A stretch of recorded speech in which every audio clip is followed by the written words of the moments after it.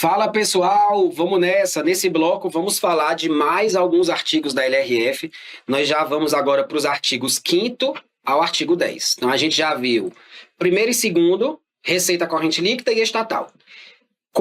O quarto inteiro, LDO e anexo. Agora a gente começa do 5º ao 10. LOA, Banco Central e contingenciamento. Basicamente é isso. Professor, você pulou o terceiro. O terceiro foi vetado, falava do PPA. Só que ele trazia uma regra do PPA que não batia com o da Constituição. Então, foi vetado. Então, não serve mais para nada. Não é bom nem saber o que tinha antes, né? Então, deixa lá, um a menos para você. Vamos para o orçamento, para a LOA. Tá fora da ordem aqui o slide, mas a gente começa aqui pelo caput, tá? Olha só. O projeto de LOA não tem nada demais nesse caput. Tem que ser feito em compatibilidade com o PPA e com a LDO. Nada de novo, né? Então, artigo morto. Agora o conteúdo dele é interessante, olha só. Olha como o governo não confia no orçamento. O projeto de LOA tem um anexo que demonstra que ele está compatível com a programação dos orçamentos, ou que demonstra a compatibilidade do que está programado na LOA com os objetivos e metas lá do anexo de metas fiscais. Então, o anexo de metas fiscais, a gente viu que tem o quê? Meta fiscal. O projeto de LOA tem que ter um anexo que demonstre que tudo que está programado para aquele ano está de acordo com o anexo de metas fiscais. A leitura, a tradução disso aqui é isso aqui.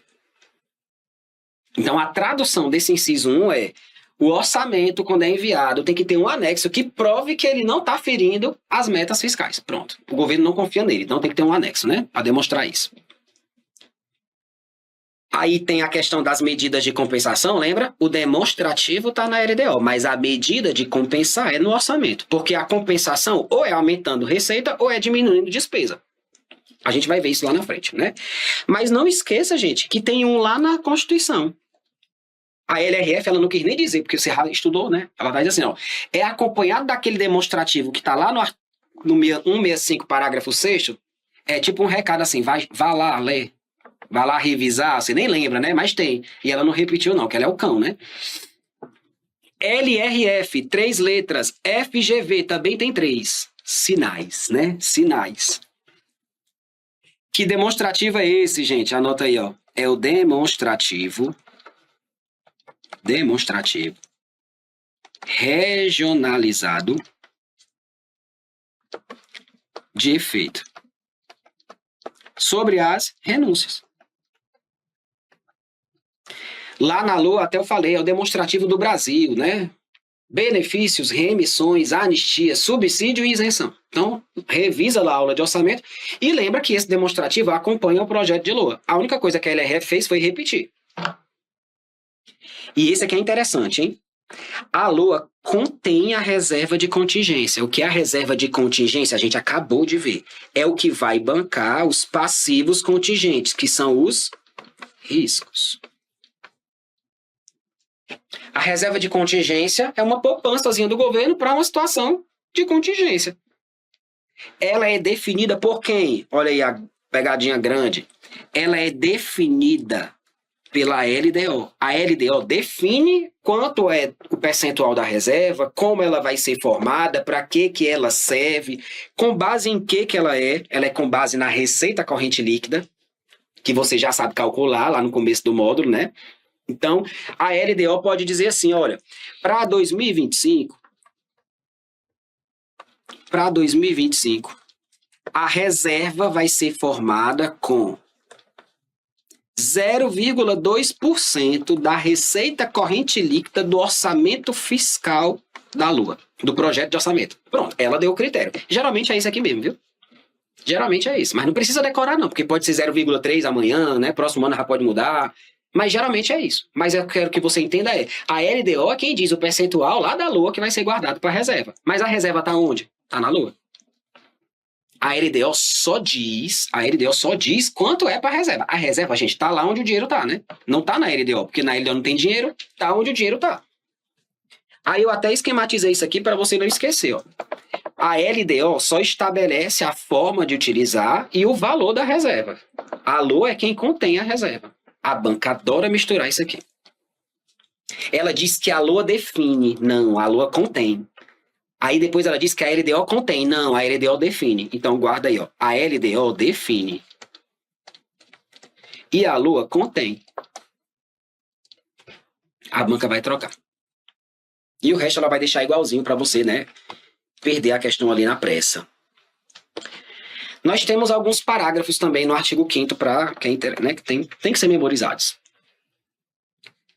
O parágrafo primeiro, gente, eu considero um parágrafo morto. Porque você já tem que saber, gente. O parágrafo primeiro está dizendo assim, ó, toda despesa com dívida tem que estar no orçamento. E por que não ia estar? Se no orçamento tem que ter todas as receitas e todas as despesas. Por que a dívida ia estar de fora? Então não faz sentido você decorar isso aqui. Você já decorou lá no começo do curso. Princípio da universalidade, né? Todas as receitas e todas as despesas tem que estar no orçamento. Então a da dívida também está lá. Ou dívida não é despesa? Porque para mim é. Agora olha essa questão aqui como é interessante. O refinanciamento da dívida, o que é refinanciar a dívida? É você pegar a dívida, não pagar agora, fazer outra. É tipo o que você faz com o seu cartão, né? Você está devendo a fatura, aí você parcela a fatura. Aí você parcelou com o limite e agora tem um Pix parcelado. Menino, eu adoro. Eu adoro porque a gente eu tenho uma amiga minha, né, que eu não vou nem dizer o nome. E aí quando a gente vai sair, ela fala assim, eu vou pagar no cartão. Quando chega na hora de pagar, ela fala assim, querendo Pix. Aí eu, mulher, tu não ia pagar no cartão? Mas ela, não, eu pago um Pix parcelado, né? Pronto, é isso aqui, ó. Refinanciar uma dívida. É emitir uma dívida para pagar outra que você já não tinha. Aí você tá devendo a velha, a nova e juros. É desse jeito que acontece, né? Agora, olha o que a LRF fala. O refinanciamento da dívida vai aparecer de forma separada. Aí, olha a maldade da FGV. Na LOA, não é da LOA. Você sabe que isso aqui tem uma diferença, né? Eu digo assim, gente, esse negócio aqui vai ficar separado da lei. Tá aqui a lei, tá aqui o negócio, separado da lei. Se eu disser separado na lei, é dentro da lei, mas destacado. É dentro, mas destacado. Você sabe quem foi que já fez isso, né? FGV, ela trocou na por da. Então, quando o governo refinancia a dívida, é tipo uma mensagem. Olha aqui, tá claramente o governo tem essa ruma de dinheiro aqui que ele só fez jogar para frente uma dívida que ele não pagou. Pronto. Vai aparecer destacado. Aí vamos, algumas decorebinhas eu já deixei aí até com a letrinha vermelha para destacar, né? Ó. A atualização monetária do principal da dívida que foi refinanciada, ó, não pode exceder a variação do índice de preço, vulgo inflação, né? Que foi definida onde? A gente já viu, lá na LDO, no anexo específico. Ou então que tiver em lei específica. Não pode colocar outro artigo morto, outro parágrafo morto. Ó. É vedado designar na LOA crédito com finalidade imprecisa ou com dotação ilimitada. É claro, né, gente? Princípio, que princípio é esse? Princípio da especificação ou discriminação. Discriminação. Olha o parágrafo 6º. Integra as despesas do governo federal e, claro, se é despesa do governo, entra na LOA. As despesas do Banco Central. Claro, né, gente? Isso aqui é para gerar dúvida, porque tem gente que acha que o Banco Central é uma estatal independente, que nem é o Banco do Brasil, né? Que nem a Caixa Econômica, que nem o BNDES. Não, gente, o Banco Central é uma autarquia do governo federal. Então, a despesa dele também é considerada dentro do orçamento. É só para dizer isso, tá bom?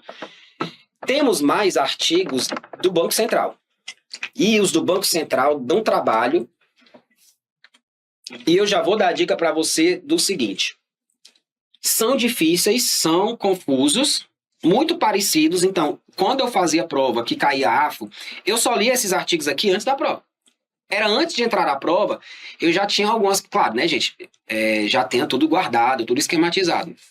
E aí, Você leva suas anotações, bota lá a foto no celular. E tinha alguns artigos que eu sabia que a banca geralmente cobra, eu decorava ali de última hora, porque é confuso, tem hora que mistura tudo. Então vale a pena ver na véspera, vale a pena ver no dia da prova, né? Mistura bastante, olha só. O resultado do Banco Central, e esse resultado só é feito após a constituição das reservas que ele tem que fazer. Quem estuda conhecimentos bancários sabe que ele tem que constituir alguma reserva, né? Lá, então, depois que ele apura aquela reserva ali, e se for positiva, é receita, né? Claro, gente. Se faz parte do orçamento do governo, se faz parte da estrutura do governo, então se o Banco Central está bem, o resultado positivo é receita. E ele é transferido até quando? Olha aí, o problema é aqui, ó. 10º dia útil subsequente à aprovação dos balanços semestrais. Aí você não vai decorar isso agora para esquecer quando dormir. É melhor olhar antes da prova, porque você não dorme antes da prova, aí você fica decorando, né? Porque se você decorar agora e amanhã você não sabe mais nem o que é Banco Central, né? Então não adianta decorar agora, mas eu já estou te mostrando que é complicadinho, né? É o bônus e o ônus. Se a receita é do governo, o resultado do governo negativo também é o quê? Do governo. Então, é uma obrigação também do Tesouro. E claro, se é obrigação, é despesa, e se é despesa, tem que estar na lua. Olha o que é que confunde aí, ó. Vou até colocar com outra cor. O impacto e o custo fiscal das operações do Banco Central serão demonstrados trimestralmente. Aí ele mistura tudo, a banca. O trimestral com semestral aqui, ó. E é conforme dispuser a LDO. Outra atribuição da LDO escondida. Guarda aí, ó. Mais uma atribuição da LDO. Dispor sobre como o Banco Central vai mostrar o impacto e o custo fiscal das suas operações, trimestralmente. Aí lá e vem trimestral de novo, ó. Os balanços trimestrais conterão notas explicativas sobre os custos das remunerações das disponibilidades do Tesouro. Vamos fazer associação com despesa. Remuneração das disponibilidades do Tesouro é despesa de capital. Dentro das outras receitas de capital. Beleza, pessoal? E a gente vai fechar esse bloco com a parte de limitação de empenho e contingenciamento. Então, de todos esses artigos, esse aqui é um dos mais importantes. Artigo 9º. Agora a gente vai entender o que é limitação de empenho, né? A gente já viu muita coisa onde? Lá no módulo de programação e descentralização. Da gente viu programação, eu já falei de limitação de empenho, a gente só vai repetir. Quais são as palavrinhas-chave? Como você memoriza limitação de empenho? Ou seja, você tem que saber, limitação de empenho é um contingenciamento que o governo vai fazer. Aí quais são as perguntas que você vai ter que identificar? Quem faz, quando faz, por que faz e qual é o prazo para fazer? Olha só. Quando faz? Todo bimestre. Terminou o bimestre, você tem 30 dias para fazer. É obrigatório fazer? Não. Vai fazer quando você perceber que a realização da receita, ou seja, a receita que está sendo arrecadada até agora, puder não comportar o cumprimento das metas de resultado primário ou nominal que colocaram lá dentro do anexo de metas. Então, de 2 em 2 meses, o governo vai olhar para algum relatório daqueles, que é o relatório resumido, que é o bimestral, e vai olhar, olha, comparando a minha receita agora arrecadada com a meta fiscal do anexo de metas, vai dar ruim. Então, se vai dar ruim, terminou o primeiro bimestre, eu tenho até 30 depois, ó, até 30 de março para fazer o quê? Tá aqui, ó. Para fazer por ato próprio, se é por ato próprio, é por cada poder faz o seu. Cada poder faz o seu. Cada poder faz o seu. Não tem a história do executivo cortar o dos outros, não, viu? Tanto que esse parágrafo está na LRF, ele não está vetado assim. Eu que risquei para você lembrar que isso aqui não pode ser cobrado em prova. Quando a banca coloca isso aqui como gabarito correto, no outro dia ela anula a questão. Porque tem o parágrafo 3º que tem essa ADI aqui, ó. Essa ação direta de inconstitucionalidade. E aí, nesse parágrafo 3º, dizia o seguinte: no caso de os demais poderes não fizerem aquele corte nos 30 dias, é o executivo quem vai cortar, não mais. Tá aqui, ó. Princípio da separação dos poderes. Então tá lá, mas não pode cair. E não tá arriscado na lei, viu? Não tá, mas na lei tem isso aqui, ó. Então você já sabe quando faz, por que faz, em que situação faz, qual é o prazo para fazer e que cada poder faz o seu. E faz o quê, né, gente? Tá aqui, limitação de empenho e movimentação financeira. Quem dá as regras para isso aqui, adivinha? LDO. Outra atribuição da LDO. Dá os critérios para fazer limitação de empenho.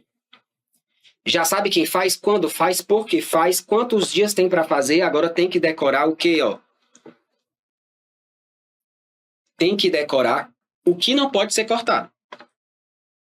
Não serão objeto de limitação de empenho. O que é que não pode ser cortado? Olha só. Não pode ser cortado. Obrigação constitucional ou legal do ente, né? Então, pagamento de salário, despesa obrigatória, né? Manutenção dos órgãos públicos. Não pode cortar pagamento de dívida, seja principal ou juros da dívida, não pode. Então, tá lá intacto, né? E tudo que a LDO disser, olha aí, é uma ruma de coisa, gente. São incisos aí que termina a letra Z, A, B, C, D, e não termina. Então vai, tanto que eles estão botando em algarismo romano, né? Porque letra só tem as 25, né? 23, 24 letras lá. E ele bota em algarismo romano para você nunca decorar e eu logo me perco logo quando bota 3x e um V, eu não sei mais nada aqui além. Então nem adianta, eu boto bolinha. Porque se eu botar algarismo romano, eu nunca aprendi, gente. Nunca. Eu só sei até o 30. Depois do 40, já pode me esculhambar aí. Eu prefiro estudar português. Então, ó, não pode cortar obrigação constitucional do ente, não pode cortar pagamento de dívida e não pode cortar o que a LDO disser que não pode. Então é muita coisa. Você tem que decorar o que a LDO diz? Não, saber que ela diz várias coisas. E ainda entrou uma nova em 2021. Se o governo criou um fundo e esse fundo reserva dinheiro com a finalidade de destinar recurso para inovação ou desenvolvimento científico ou tecnológico, então também não mexe dinheiro desse fundo. Agora, cuidado, gente, não é qualquer fundo para qualquer coisa. É um fundo que destina recursos para inovação e desenvolvimento científico ou tecnológico. Não mexe nesse dinheiro. E em período de calamidade pública reconhecida pelo Congresso Nacional, não é qualquer gripe, não é a varíola do macaco, não é qualquer coisa não, gente. O espirro do frango, não. É uma calamidade reconhecida pelo Congresso Nacional como status de calamidade. Até quando teve a pandemia lá, só foi depois de determinado dia que foi considerado status de calamidade pública reconhecido pelo Congresso Nacional, que foi quando eles publicaram um decreto legislativo, não foi não? Porque antes disso, no carnaval, tava todo mundo espirrando frango. Mas depois que se declara a calamidade, aí sim é status de calamidade. Então não é você quem vai dizer o que é calamidade, é o Congresso, tá certo? E no prazo de... Por que eu tô falando disso, né? Porque durante o período de calamidade, o governo não precisa cumprir meta fiscal, resultado fiscal. E se ele não precisa cumprir meta, ele não precisa fazer limitação de empenho. É só você ligar os pontos. O governo faz limitação para não descumprir meta. Se na calamidade eu não cumpro meta, então não preciso limitar. Pronto, decorou. Artigo 65. Opa. Artigo 65 da Lei de Responsabilidade Social. Espirrando frango, né? É para você tentar lembrar dessas histórias na hora da questão, gente. Mas é isso mesmo. Tem que decorar, né? Porque não é qualquer coisa, não é você... Ah, Maria, tá uma gripe horrível, né? Você adora.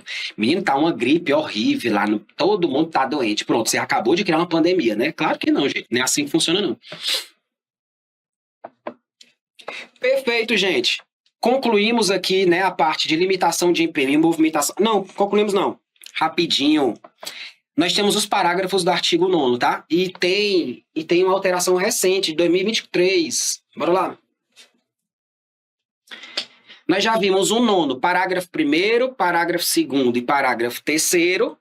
Agora a gente vai ver o 4º, parágrafo 4º, tá? Mais coisinha para decorar, você já sabe, né? Muita coisinha específica se decora na véspera da prova. nos finais dos meses de maio, setembro e fevereiro, é o quando, né? Quando? Quem? O ministro ou secretário do Estado da Fazenda vai fazer o quê?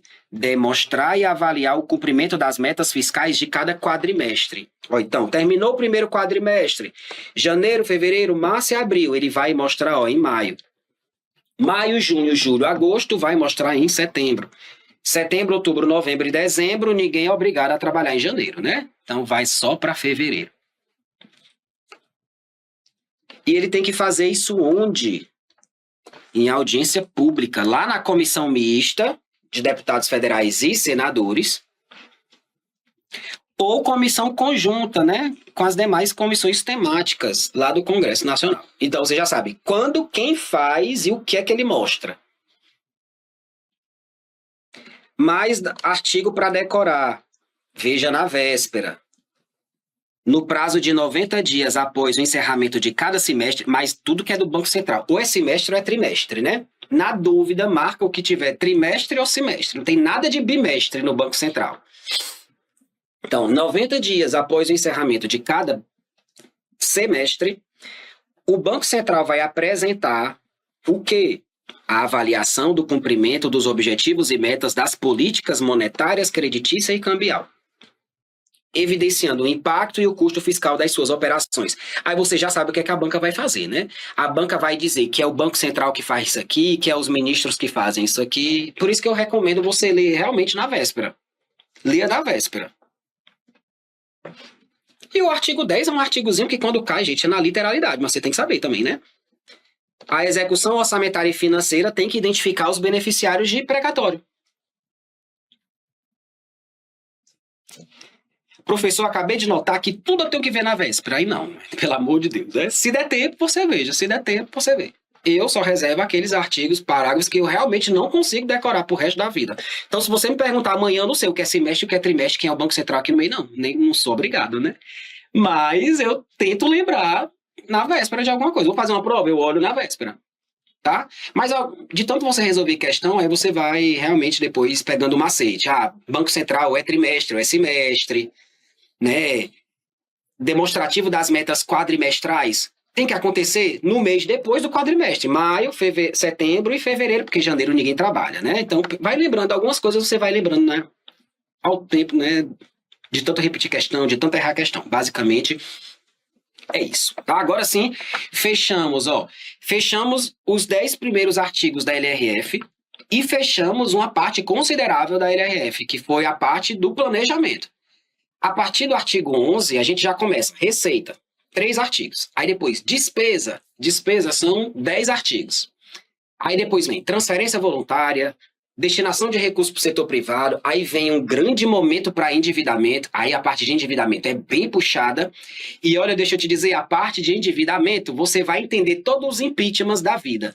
Né? Então, é no endividamento da LRF que o impeachment acontece. Então, toda vez que dá algum BO com o presidente, com crime de responsabilidade, é tudo lá na LRF, na parte de endividamento. Pedalada fiscal para cá, pedalada para lá, né? E aí eu tô brincando aqui, não é falando mal de governo nem nada, não. É só para você entender que é um ponto que a gente precisa entender coisas sensíveis, né? E a gente vai entender o que é uma pedalada fiscal, o que é descumprir uma regra mãe das finanças. Isso aí a gente vai passar muitos blocos falando disso. A gente vai estudar operação de crédito, a gente vai estudar dívida consolidada. Eu acho que é a parte mais pesada da LRF, ela tá lá para metade. Depois dessa parte é tranquilo. É relatório e transparência e tchau, né?